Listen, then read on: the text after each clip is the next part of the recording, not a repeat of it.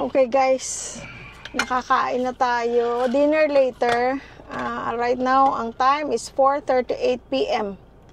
Tapos uwi na tayo. Nakapamalengke na tayo sa SM Hypermarket. Inuhaw ng Louis Boy. Sobra. Oh my God, thank you Lord. Kaya lagi kami may tubig guys. Sige po, bigyan mo ako. Sige. Kaya kami guys lagi may dalang tubig kasi ang sarap uminom pagka uhaw na uhaw ka. Oo, lalo na pag mainit. Tsaka hindi talaga kailangan natin may tubig lagi. We need to hydrate. Kasi otherwise pag na-dehydrate tayo, ay nako. Ang mahal na mahal kong UP na Hydro Flask, sabi ni Louis Boy. Ba't hindi yun ang pinapalitan? Yung sa akin, meron ako nun sa akin, di ba? Palitan mo na. Pwede rin. Kasi sabi ko, it's okay. Baka magalit na si ano niyan. Si ate. Si ate. Hindi, meron siyang ganito rin kalaki. Pwede rin lang. Kasi itong laki ng UP. Pero sa akin okay lang yan. Kasi basta malamig lang siya, that's fine. At saka ang kailangan naman, yung loob. Hindi yung labas. Yeah, I know. Diba? Ganun mo makita na hindi ako maarte kasi kahit ang laki na ng UP, okay lang yan sa akin. Ako rin, dalawa tayo. Mas maarte ka lang ng mga 2 steps. Bahagya. Forward sa akin. Bahagya lang. Teka, sandali. Wala pa akong ano. Belt? Wala pa akong belt. Sandali. Sige. Uwi na kami, guys. Uwi na tayo. Uwi na kami kay Sky. Uwi na tayo. Teka. Ay. Uwi na kami. Teka, nasaan na ito? Uwi na kami, guys. Oh, ay. Hindi ako nakanap today,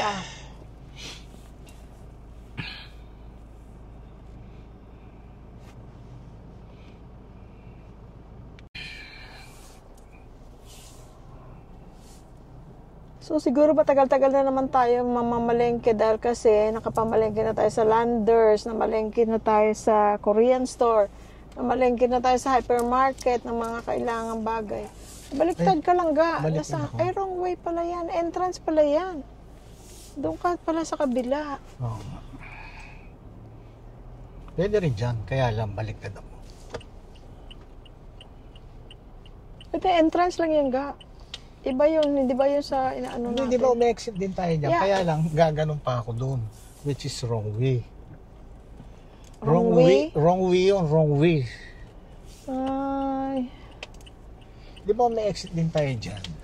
Wala ko. Naabot lang natin yung receipt.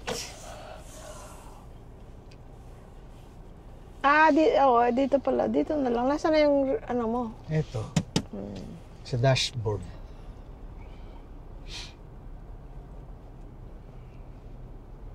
Uwi na tayo guys. Excited na kami guys pagdating ng mga bata. Pag meron pa silang a week and a half na tour. Tapos, ng isang araw na sa ano sila? Dallas, Texas. Tapos, may ilang state pa sila. Tapos, thank you, boss.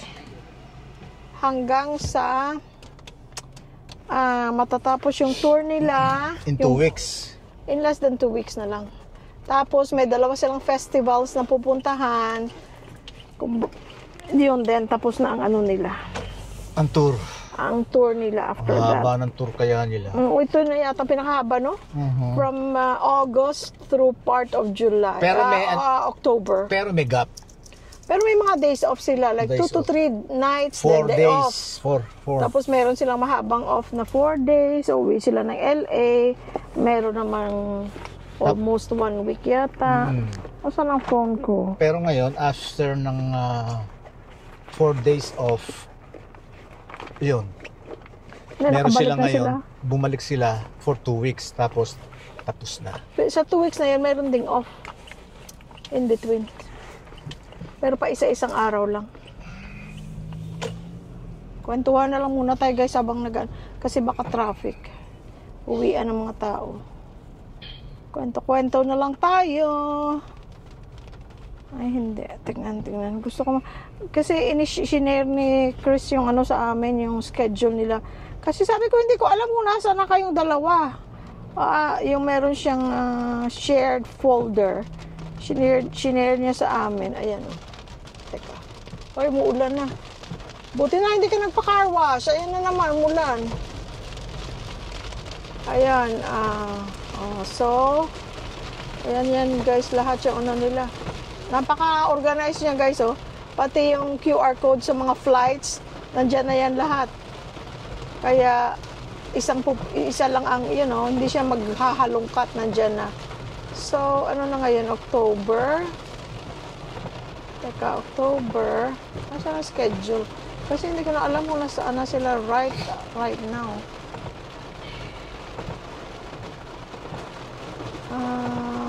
Okay. October, ano ngayon? So, nung isang araw, nung nakausap namin sila, nasa Dallas, Texas. Tapos, pupuntang Austin, Houston, tapos off. Tapos, Atlanta, Durham, tapos off. Tapos, Nashville, tapos St. Louis, Kansas St. Louis City. sa Missouri yun, Missouri. Tapos, Kansas City. Tapos na.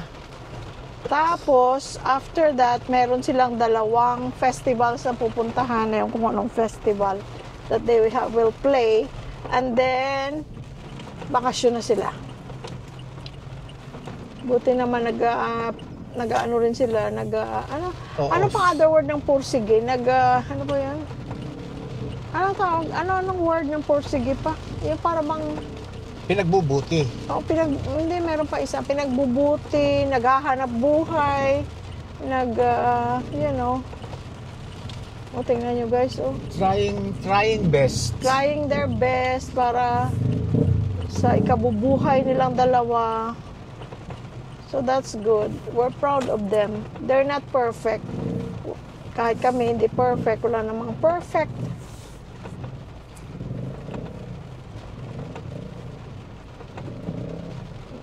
Maulan.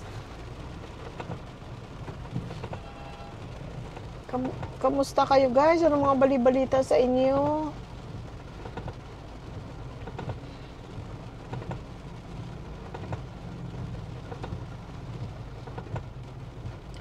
Shout out kay Jennifer and Carlo. Hi Jen! Hi Carlo! Mga new friends namin guys, Yes. na mga maaga ding nag-retire. Galing silang Florida. Salamat sa treat ninyo nung isang araw. Yes. Kumain Thank kami you. sa labas, tapos nagkape-kape kami.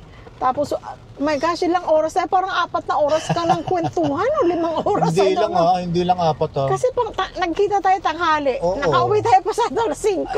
11 pas. Hindi. Dahil kasi- Hindi, dumaan pa tayo ng metro, kaya Kanya nga, 11 past 11. Past Or 12. 12. Oo. Something like that. Ang saya ng kwentuhan namin. Hanggang alas 5 lang ba tayo? Alas 6 na. Ayaw ko, basta matagal. Parang 5 hours. Nasa 2 restaurant tayo eh. Pagkatapos ko, ang tagal na doon sa kinainan, ang tagal pa doon sa pinagkapihan. Pero saya ng kwentuhan namin. Dahil kasi nakaka-relate kami sa isa't isa dahil matagal din sila sa Amerika. Pero sila, mas bata sila ng dihamak sa amin, guys. Parang mga kaising idarang ko. Nung 19, anong yun? Petsa. Hindi, mas bata pa sila ng dihamak sa amin, guys. Ate pa nila ako. So, mas bata sila. Pero, nakaka-relate sila kasi yung bang maagang nag-retire. Tapos, sila ngayon, nandito sila sa Pilipinas, nagpapatayo ng bahay. Yung bang nakaka-relate sila sa amin, sa kwento ng buhay namin, kami rin, nakaka-relate lang sa kanila. Parang naaalala din namin yung mga feeling na gano'n, yung magpapagawa ng bahay sa Pilipinas, yung nag-iisip ka, tama ba itong ginagawa natin? Okay Yes. ba to na desisyon na dito tayo sa Pilipinas after all these years na nasa ibang bansa tayo, na doon na tayo nasanay, nandun ang ating mga anak. Yung bang tama ba itong ginagawa natin? Pero we can say that a year and a half later, we feel that we made the right decision kasi lagi namin tinatanong ang isa't isa, okay ba to? Okay ka ba dito? Happy ka ba? Feel mo ba na tama yung ginawa natin na lumipat ng Pilipinas? Kaya sa totoo lang, may mga na-inspire talaga. Pero Na sinasabi nga nila, miski ngayon, sinabi nila na Tama, sabi niya ganyan, kailan pa kami kailan namin kakainin yung pinaghirapan namin. Sabi ng ganon. Kaya nga, sabi ko, that's good decision. Sila, tingnan mo, napakabata pa nga nila kumpara sa akin, for example. Pwede pa sila magtrabaho. Oo.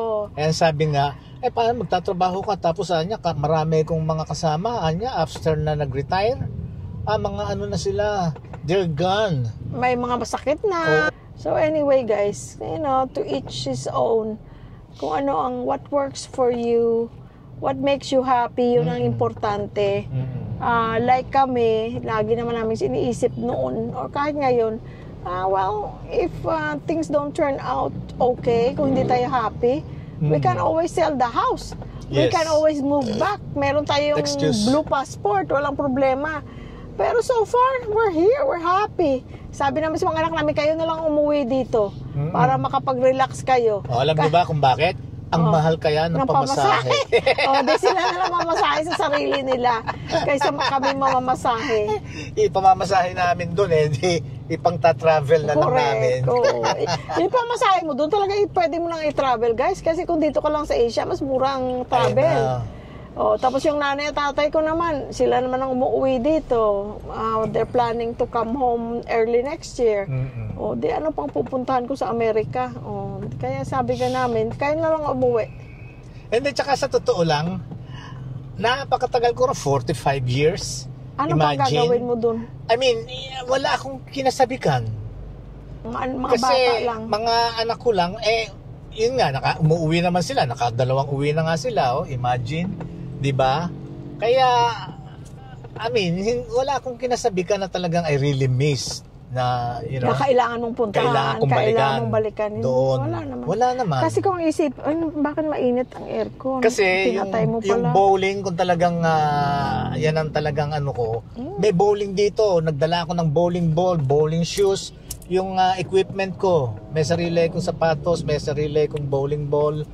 Hindi ka pa nga nagbobolang mura nang dumating tayo. Yung mga gadget ko, dala-dala ko. Golf naman, yung ninong ko, meron namang golf set dito dahil kasi left-handed ako. Siya rin left-handed. Si Ninong Chris, rin yun, left-handed. Meron siyang dito, what do you call this? Golf set. Ang sitwasyon, ano tawag dito? Ito kasi na medyo traffic ang sitwasyon, hindi rin ako nakapag-golf or hindi ko pa hindi mo pa nabibigyan ng panahon. Oo, tsaka yung bowling hindi pa rin. Kaya okay ako sa lahat. Kanya there's nothing for me to be in a hurry to go back. Hindi, tsaka kasi sa sitwasyon natin, for example, yun nga, ang nandun lang, kapatid ko, yung kapatid ko halos every year nandito yan, nakaset na ang uwi niya sa July. Tapos yung nanay-tatay ko early next year. Tapos, mga bata lang nandun bali at saka parents ko. So sila umuwi naman sila, so kami, wala naman kaming specific na pupuntahan. Tapos pag nandun ka, syempre, pamasahe mahal. While you're there, you spend in dollars. So, kakain ka sa labas, dollars. Mag-grocery ka, dollars. Tapos yung kapatid ko na natitira doon, pauwi rin sa January. January naman, pati si Portia. Tsaka yung pamangkin ko, si Portia, pauwi rin. Kapatid ni Percy. Kaya, wala naman kaming, kumbaga, there's really nothing to go back for. Gagasta lang kami ng pamasahe, which is ang laki. Oo, pero kung kailangan, pwede naman bumalik. Yun ang importante. Na hindi ba na iniwan mo ang isang bansa tapos hindi ka na makabalik kung anumang rason yun. For example, wala kang papel. Nung umalis ka doon, lalo pa ngayon, hindi ka na makakabalik. At least tayo, naka-dual naman tayo. Sabi nila, alisin na daw yung dual, but we're not worried about that. Yeah. Sabi ko, hindi naman natin alam kung totoo yun or kung anong specifics doon. Pero, we don't worry about those things, Tapos, dito kami, masaya kami dito. Kung sa iba siguro masabi na, boring naman ang buhay niyo. SM, punta kayo grocery, punta kayo, uwi kayo. garden kayo, they don't want that. Para sa kanila boring yun. Yeah, probably for some people, pero sa amin okay na yun. Happy na kami. Guys, tingnan nyo yung yung bridge. Meron na naman silang bagong malamuti, yung parol na kaya lang hindi pa naka-on. Maliwanag pa kasi. Mamaya, pagdilim. Ang ganda very colorful. Dito tayo under the bridge. Pagka ganitong oras traffic dahil nag-uwi ang mga tao. Itong ilog Ayan, ilang bagyo daw guys. Walang hindi siya puno. Ang ilog. Tapos doon sa unahan, doon sa malayo, ayun ang hindi makita. Yung yung Mount Arayat. Ayan guys, river. Wala siyang maganda yung pag-drain niya. Hindi siya napupuno na makakakos ng baha. Baka hindi napunta rito yung yung mga kontraktor. Ay, kala ko kung ano. Ay guys, pray for Cebu. Grabe lindol sa kanila. Yeah. Please. As of kanina yata, yung 30 na ang patay pala, sabi ni Bongbong. Let's all pray for Cebuanos. 6.7 or 6.9. The city of Cebu. Grabe ang yung mga mall, mga bridge. Ako nakakatakot yung nakita ko yung isang video, yung nagda-drive ng motor, nakita nyo yun guys. Yeah. Tapos uminto sila sa gitna ng kasi hindi na sila makadiretso ng drive dahil gumigewang-gewang na yung bridge. Oh my gosh. Buti na lang hindi na Ay naku, nakakatakot. Tapos yung mga nasa mall, yung anong mall yun, na bumagsak na yung nila, roof nila. Ipagdasal nga pala natin sila, friends. Hindi pa kami nakakanood ng balita. Nakita ko lang sa Facebook kanina. Ngayon pag-uwi namin, tsaka ako manonood ng news. Pero malamang nakita nyo na, napanood nyo na. So, pagdasal na lang natin yung mga na-apektuhan.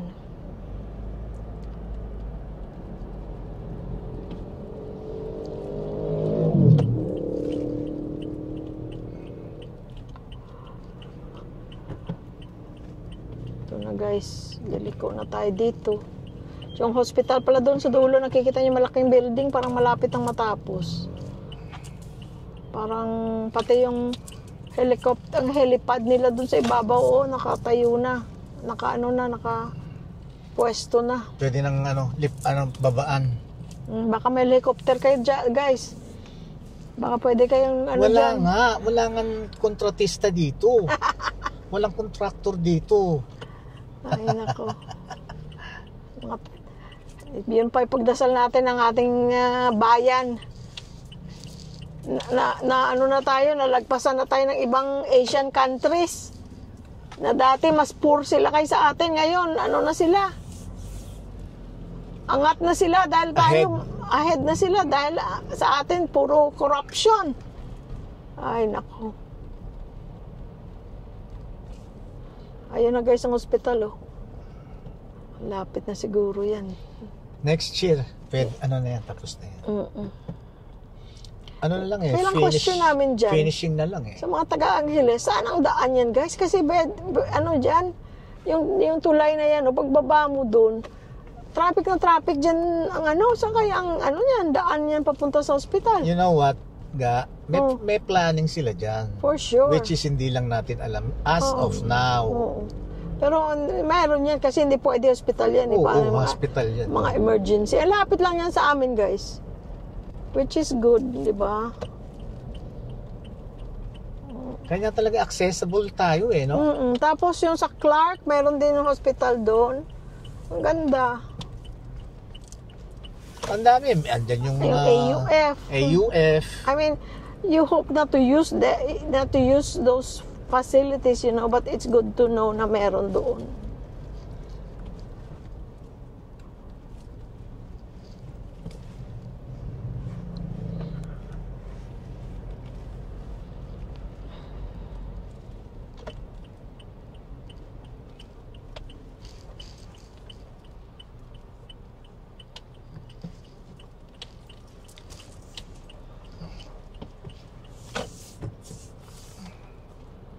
Okay guys, malapit na tayo sa ating lugar. God bless you all guys at maraming salamat sa pagsama sa amin. Oh, don't forget guys, let's pray for the Cebuanos and for the city. And may God bless us all. Paki-like, paki-share, paki-subscribe. Libre lang naman. Lumulusot lang bigla yung mga motor sa harap mo. Nakakatakot minsan. So guys, let's pray for us all. Save us all. Dear Lord, save us all and hear our prayers. Thank you, Lord. Maraming salamat guys sa walang sawang pagsuporta nyo sa aming maliit na channel. Sa inyo naman, talagang wala kaming sawang pagpapasalamat. At natutulungan nyo kami. Malaking bagay sa amin, natutulungan nyo kami. Yun lang yung pag-share or pagla-like nyo, pag-comment. It help us a lot. Kaya yun, malaking bagay yun, yung makapag-comment kayo, yung makapag-like, share, laking bagay sa amin. Subscribe at wala namang bayad, free lang naman. Oo. Okay guys, maraming salamat. Dito na kami sa Jollibee. Liliko na tayo. Maraming salamat guys. We love you all. Bye-bye. Bye guys.